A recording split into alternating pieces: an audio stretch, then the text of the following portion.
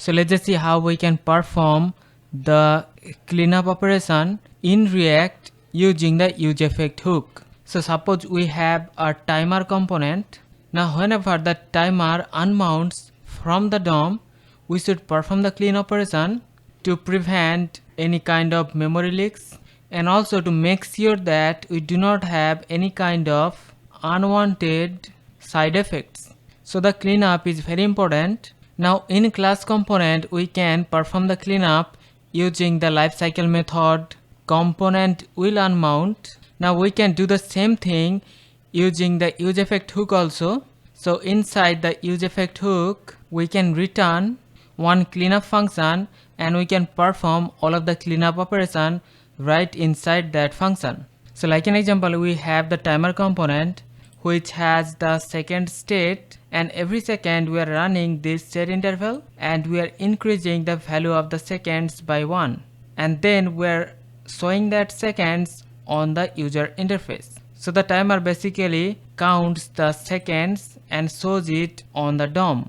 And let's now import this timer in our app component, and in the app component we are gonna have one button to toggle the timer component. So for this we're gonna use one state show timer, and the state will be one boolean state and initially it will have the value as false. And now whenever we click on this button we are going to toggle the show timer boolean value, and whenever the show timer is true then we're gonna show the timer component in our DOM. So if the show timer is false then the timer component will be unmounted from the DOM. So the toggle button is basically going to mount and unmount this timer component. And here in the timer component, if you have noticed, we are using the set interval, but whenever the component unmounts we are not performing the cleanup operation.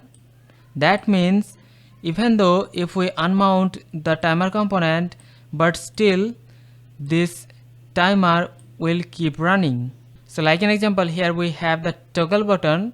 So if we click on that, you can see the timer is running, and also we have the console log here.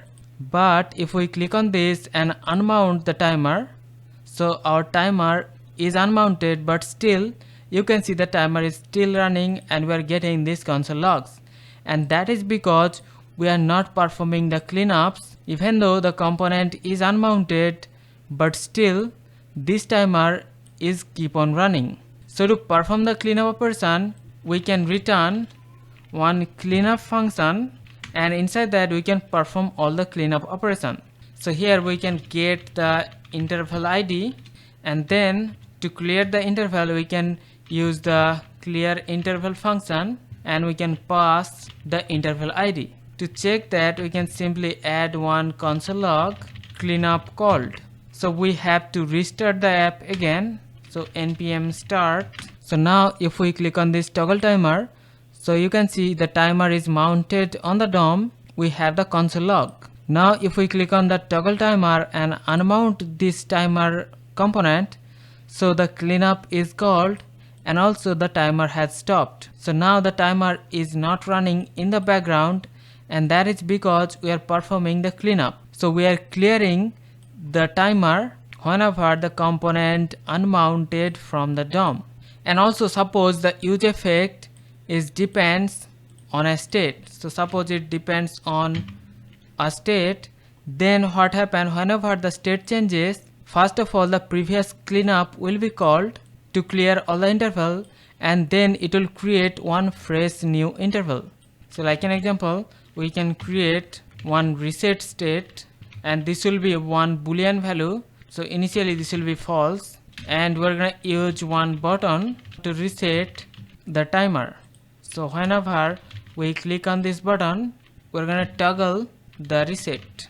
So whenever we click on this button, the state will change, so the useEffect will re-render, and in that process first of all it will call this previous cleanup and then it will create a new interval. So in the previous cleanup, here we can basically set the seconds to 0, so we can reset the count. So whenever we click on this button, the value of the reset will toggle. So because the reset is changing, so the useEffect will rerun.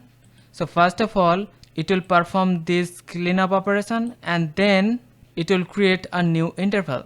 So here first of all, let's just mount the timer. So the timer is running.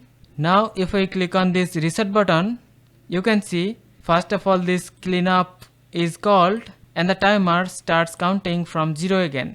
So every time we click on the reset button, first of all the cleanup is called and then it creates a new timer which starts counting from the 0. So the cleanup is very important in React.